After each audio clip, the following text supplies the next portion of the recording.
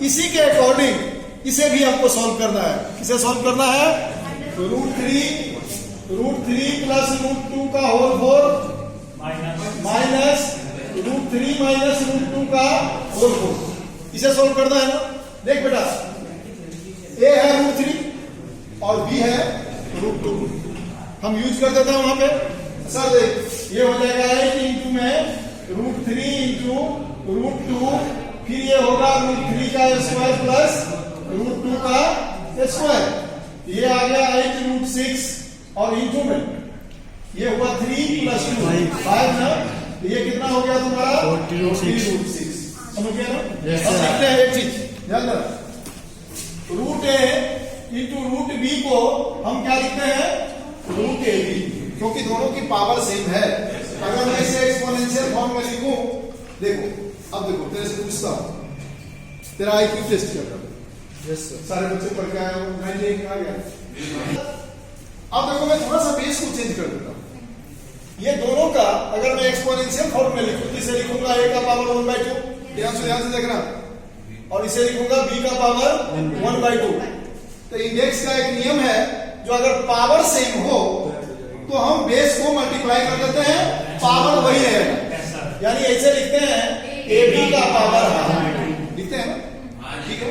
चलिए अब सर दोनों का पावर सेम था, तब बेस में डिफरेंस है तो बेस को मल्टीप्लाई कर दिए, पावर सेम कर दिए। अगर बेस सेम होगा तो पावर जुड़ जाता है, मल्टीप्लाई में, डिवाइड में माइनस हो जाता है। अब हम बेस को चेंज कर रहे हैं, देखो थोड़ा ध्यान से। अब मैं इसे मल्टीप्लाई कर रहा हूं, इसे करके दिखाइए, फिर समझ जाएंगे सही में आपको आता है। √a को मल्टीप्लाई करना है क्यूब √b से। अब कीजिए तो मल्टीप्लाई। अब कैसे लिखेंगे? रूट का मीनिंग है जो यहां 2 है, क्या है? 2 है, इसीलिए पावर आ जाती है a का पावर 1/2, वो अंडर स्टूड है। लेकिन बाकी जो रूट लिखेंगे उसमें पावर इंडिकेट हो जाता है। ये सर क्यूब रूट है। अब कीजिए तो इसको मल्टीप्लाई, ये तो 1/2 हो जाएगा। अंशका, ये है, ये भी है तुम्हारा रेडिकल फॉर्म, है ना। अगर मैं कहूंगा इसे एक्सपोनेंशियल फॉर्म में लिखो, तो आप लिखोगे a का पावर हाफ इंटू b का पावर 1/2। ये हुआ एक्सपोनेंशियल फॉर्म, पावर में आ जाना, ठीक है ना। अब देख, दो ही नियम कहती है। एक नियम कहता है जो अगर पावर सेम हो तो बेस मल्टीप्लाई हो जाता है, दूसरा कहता है बेस सेम हो तो पावर एरिया डिवाइड हो जाता है। यहाँ इसने दोनों को गड़बड़ कर रखा है, ना पावर को सेम रखा है ना बेस को सेम रखा है। अब करना तो सबसे बड़ी टेरी के लिए। चलिए भाई 98, अब कैसे लिखे? हम कैसे करते हैं इसका मल्टीप्लाई? देख, यहाँ है ये 2 और यहाँ है ये 3। 2 और 3 का एलसीएम निकाल, 6 आएगा। Yes sir. चलो अब देख, यहां अगर मैं 6 रखूं और यहां रख दूं a का क्यूब तो कोई दिक्कत। अब देख इसे सॉल्व करके, ये 1/2 इसका मीनिंग हुआ तो सर a का पावर क्यूब का पावर 1/6, तो सर 3 2 जा 6, a का पावर 1/2 ही हुआ। सेम है। अब देखो ठीक आ गया, आ रहा है ना। और इंटू में ये तो क्लियर कट है, b का पावर अगर मैं 6 करूंगा इसे, यहाँ क्या आएगा? स्क्वायर। अब देखो 2 इंटू 1/6, तो b का पावर 1/3 हो जाएगा। Yes sir. अब देखो, अब सर दोनों का पावर सेम हो गया, नहीं हो गया सर? यहाँ हो गया आपका a क्यूब का पावर 6 इंटू में b स्क्वायर का पावर 1/6 और ये भी 1/6। अब देख पावर सेम आ गया। यस। अब बेस मल्टीप्लाई हो जाएगा। तो सर इसको मैं लिखूंगा कैसे? a cube b square whole का रूट, यहाँ 6 लगा दे, और नहीं तो a क्यूब b स्क्वायर इसका पावर 1/6। तो देखिए थोड़ी थोड़ी बात अगर पता नहीं है, मैथ में 2 ही बातें होती है, हीरो नहीं तो 0। n + 1 -8 -8n - 9 is divisible by 64। ठीक है ना। अच्छा बता, अगर कोई है हम ये भी लिख सकते हैं, इस नंबर लिख सकते हैं कि ये पूरे नंबर जो है 64 से डिविजिबल है। है ना? जैसे एक बार होता ना, ऐसे छोटा नंबर को चेक करते हैं 6, सर 2 से डिवाइड करेंगे तो 3 होगा, और 3 से डिवाइड करेंगे तो 2 होगा, यानी 3 और 2 दोनों से डिविजिबल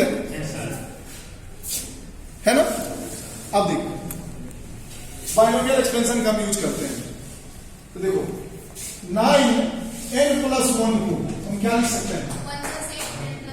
1 प्लस 8 n प्लस 1, अभी तो डायरेक्टली लिखे हैं।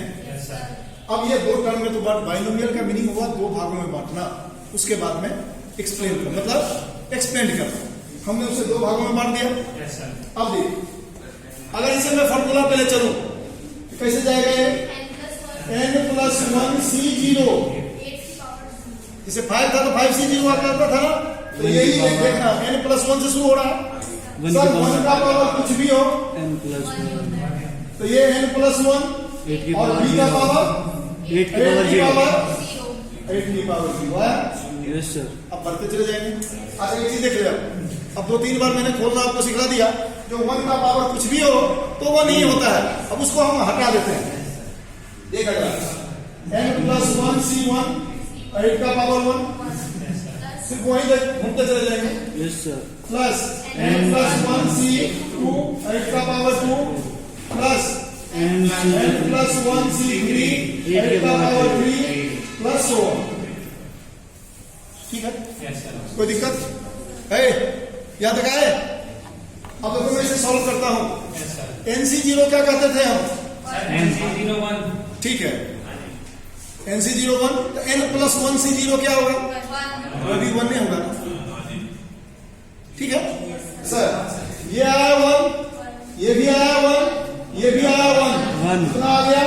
1 प्लस आओ NC1 8 n प्लस 1 C1, 1, मैं लिखता हूं NC1 तो आप बोलते हो n, n प्लस 1 C1 को क्या लिखेंगे? प्लस 1। नहीं तो थोड़ा सा सॉल्व करके दिखा देते हैं, थोड़ा सा देख लो, इस बच्चे को दिक्कत होगी वो देख लो थोड़ा सा। सर थोड़ा सा देख लो। 1 C1 है ना, इसे लिखेंगे हम n plus 1 factorial. Sir 1 factorial n plus 1 minus 1 factorial. ठीक है सर, अगर मैं इसे छोटा करूं, अगर मैं n प्लस 1 बाहर रख दूं इंटू में n फैक्टोरियल लिख सकता हूं ना? 5 फैक्टोरियल को 5 इंटू 4 फैक्टोरियल लिख सकते हैं ना? सेम इसको निकाल दो, इसे एक कम कर दो, फैक्टोरियल लगा दो।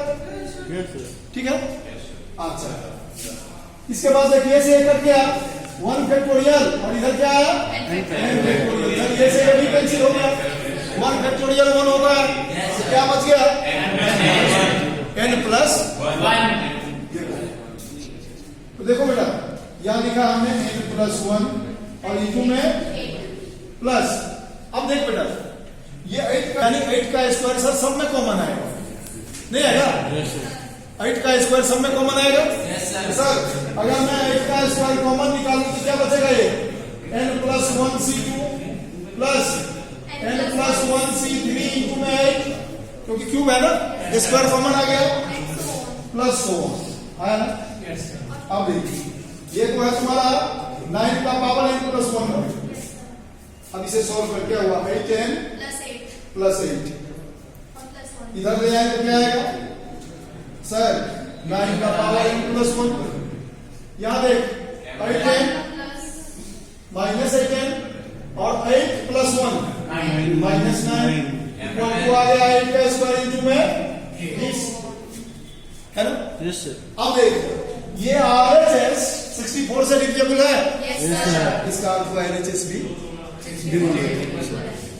हो गया। Yes sir. लिख लो का पावर 10,000 और 1000, इसमें कौन बड़ा है? 1 प्लस 0.1 का 10,000 बाई 10 का पावर 10,000, 1/10 इसलिए कर दिए भाई। 1/10 आपको अच्छा लगेगा, लेकिन 0.1 खराब लगेगा, क्योंकि डिसिमल की मल्टीप्लाई हो जाएगी, इनका पूरा चीज जाओगे। ठीक है ना? आया? देख बेटा ये हुआ, बी ये हुआ, खोलो इसे देख। तो सर 10,000 C0 1 का पावर 10,000 ठीक है। यस और सर 1/10 का पावर 0 प्लस n 10,000 1 का पावर कुछ भी हो, समझ में आया बात, 1 ही होता है। यस सर C1 1/10 का पावर 1 प्लस 10,000 C2 1/10 का पावर 2 प्लस पॉजिटिव टर्म नहीं आता रहेंगे, यस सर क्योंकि 10,000 नहीं आता अगर पावर 10,000 है तो टर्म हो जाएगा 10,001। ये लिखने में मेरी 6 महीना निकल जाएगा। 0 1 का पावर गया 1, ये भी 1, ये तो आ गया, यही 1 प्लस 1000, यानी यही मिलके 1001 हो गया। तो क्लियर कट है ना, ये टर्म जो है ग्रेटर है इससे आया समझ में। यस सर ये क्या है, वेरी गुड। ए का कोफिशिएंट क्या है 2B. और पूरे टर्म का कोफिशिएंट क्या है 2। याद रखना, जो कांस्टेंट को छोड़ के जो बच गया, जैसे मान लिया मैं लिखता हूं x का कोफिशिएंट क्या है, तो ये कोफिशिएंट का मीनिंग नहीं समझना, जो कांस्टेंट टर्म है वही है। अगर मैं पूरे टर्म का कोफिशिएंट पूछूं है बात समझ में, ठीक है। तो भी कांस्टेंट है, हमें इसे वेरिएबल की तरह यूज किया है, तो किसके तरह हम यूज करें 8 और किसका कोफिशिएंट खोजा जा रहा है x to the power 5 x5। Find the coefficient of xy coefficient of x to the power 5। ठीक है, पापना बात का बेटा समझ रहे हो। देख पहले हम इसका जनरल टर्म खोल लेते हैं। PR + 1 टर्म क्या होगा 8CR x का पावर 8 माइनस r 3 की पावर और 3 का पावर r। इसकी जगह 7 ठीक है, अब देख यह करना है कोफिशिएंट ऑफ x5, यानी x5 पहले निकालना है।